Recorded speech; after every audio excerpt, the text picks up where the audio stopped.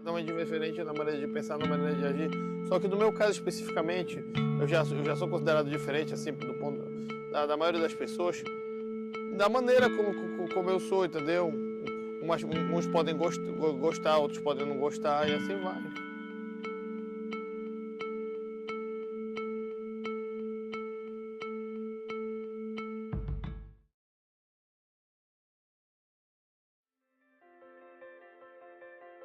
Há 20, 30 anos atrás, se tinha uma expectativa de que para cada 1000 nascimentos, uma criança nasceria com autismo. De 10 anos para cá, esse índice subiu de um autista para cada 100 nascimentos. Hoje, nos Estados Unidos, tem uma estatística de que 1 para cada 88 crianças nascidas lá vão apresentar o diagnóstico de autismo. Tem uma projeção de que daqui para 2050 vai ser 1 para 25. Então, o autismo é uma questão que vai ser cada vez mais comum na sociedade e a gente tem que estar pronto para lidar com isso.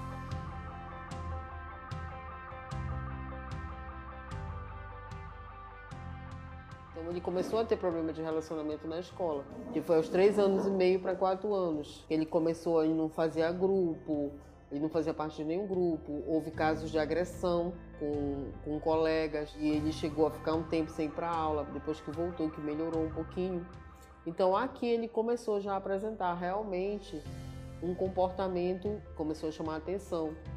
Tanto é que no segundo período ele ficou muito apático dentro de sala de aula e ele chegou a repetir. Mas no terceiro período a coisa se acentuou muito. Começou a ficar muito positivo dentro da sala de aula. E foi quando eu fui buscar, né, o tratamento para ele. Foi o diagnóstico que me deram dele aos 11 anos e meio para os 12 anos. E foi quando a gente tomou a decisão na família de ele sair de Macapá e ele foi morar 1 ano em Belo Horizonte. Foi a minha mãe e meu pai, que já eram aposentados, se disponibilizaram a ir embora e ficaram tomando conta dele. Tem uma teórica, uma estudiosa do desenvolvimento, que ela vê o autismo como alguém chegar na China, né? Ou em qualquer lugar que não tenha nada a ver com sua cultura, língua, etc. Você chega, não sabe nada dali e te isolam, te amarram, te isolam não, te tiram toda a possibilidade de você gesticular para se fazer entender. Ela compara o autismo com isso aí. A Bel gosta muito de Belém. É uma cidade muito boa para morar. Belém tem muitos atrativos. Não pensa assim em sair de Macapá definitivamente, mas ele gosta muito de Belém. Pelo que Belém oferece de coisas novas, diferentes, uma outra maneira de viver, um outro ritmo. O cérebro dele tem uma capacidade bem acima do cérebro de uma pessoa normal, de fixar as informações, mas lógico, aquelas que são de interesse dele, né? No caso dos ônibus, por exemplo, ele faz todo um padrão, por exemplo, qual é o modelo da carroceria, qual é o modelo do motor, qual é o ano de fabricação, qual é a placa do ônibus, qual o número da linha do ônibus. Nunca desistimos, por exemplo, da questão do vestibular da UFPA, que era um curso de estatística, né? Sempre ele disse para mim, mãe, eu queria fazer esse curso de estatística, mas eu queria fazer em Belém, na UFPA. Não chegava a acreditar que fosse possível, porque o vestibular convencional, ele não é adequado para uma pessoa com as características do Abel, ele não é para uma pessoa especial.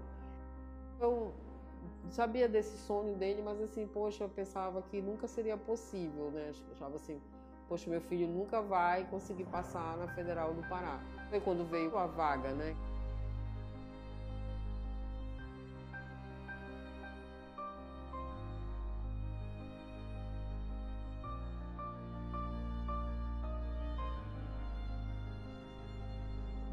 A gente não esperava realmente que ele fosse conseguir, mas ele conseguiu, foi até uma surpresa.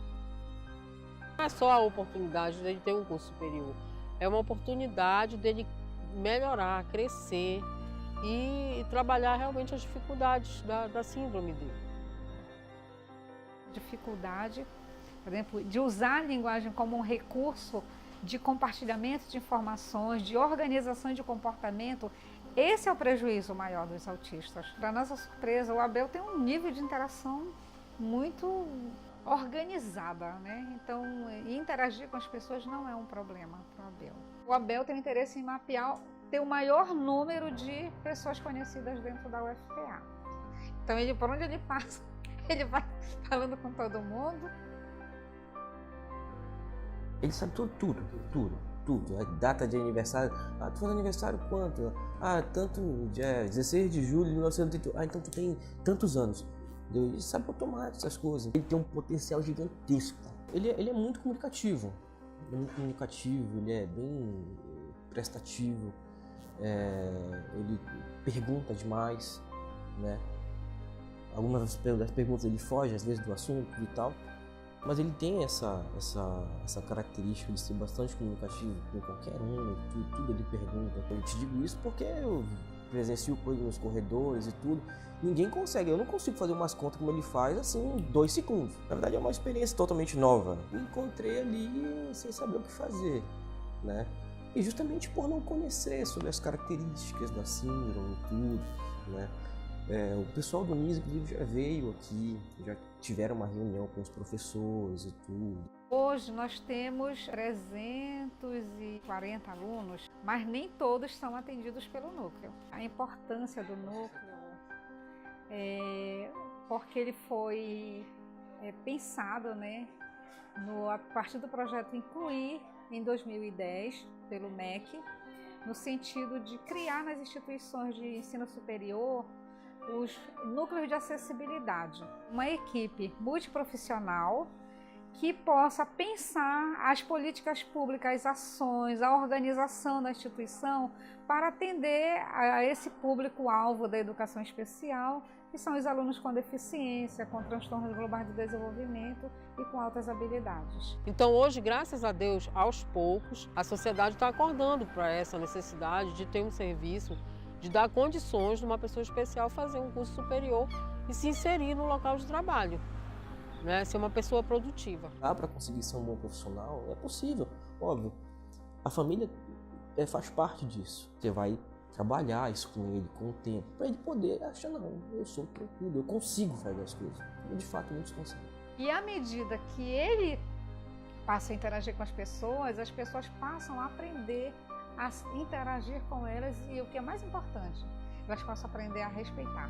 Por que as famílias sofrem? Porque como a sociedade não reconhece ainda o que é, né, quem é e o que é o autismo, não conhece e não reconhece na criança ou no adolescente ou no adulto que está no supermercado, que está na igreja, que está na praça, eles não aceitam muito. A mãe do Abel me perguntava muito quando eu dizia: ele precisa de referência. Ele fez isso, algo que ele trouxe de disfuncional, aí a gente sentava para discutir e eu dizia: ele precisa disso, ele precisa que você diga, ele precisa, ao acordar, disso aqui, dessa direção. Aí ela dizia: mas com 19 anos, até quando? Até quando ele mostrar que precisa. Hoje o desafio na vida do Abel é torná-lo um adulto produtivo, aproveitar a potencialidade dele. A sociedade, ela tem muito preconceito contra as pessoas especiais ainda. Talvez isso nunca acabe. Hoje o que mais mata realmente as pessoas, do ponto de vista de doenças psíquicas, é o preconceito. Algumas pessoas às vezes me perguntam: você acha que vai dar certo? Ele está numa cidade grande, será que ele vai conseguir se formar? Eu digo: olha, eu não sei se vai dar certo, mas a gente vai tentar. Não vou tirar essa oportunidade do meu filho. Eu não quero no futuro olhar para trás e ficar com senão, se eu não tivesse feito isso ou aquilo, certo? E está muito difícil de eu desistir dele.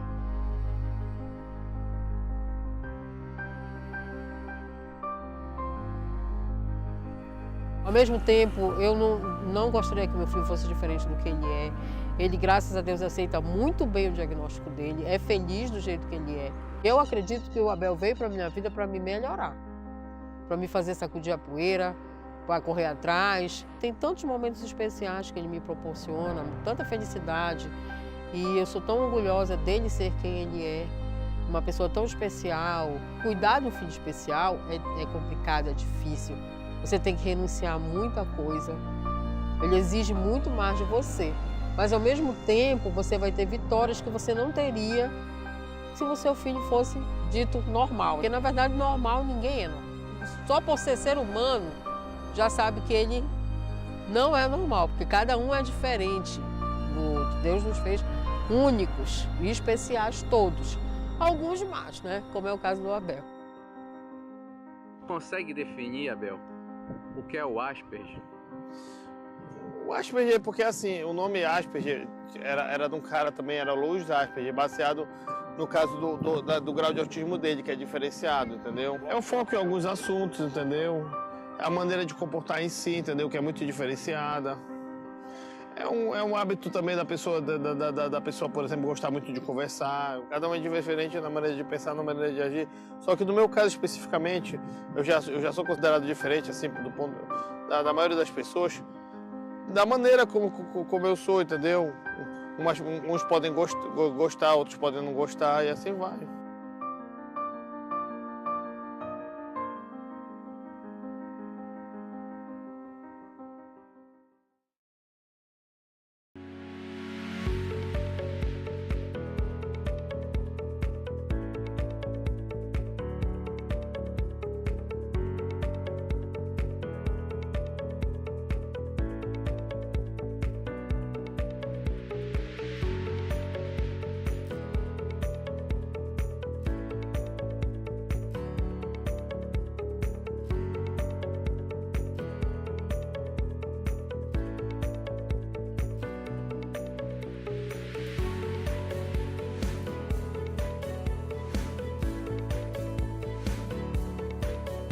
Obrigado pela sua contribuição. Agora é só se divertir no Bloco do Abel.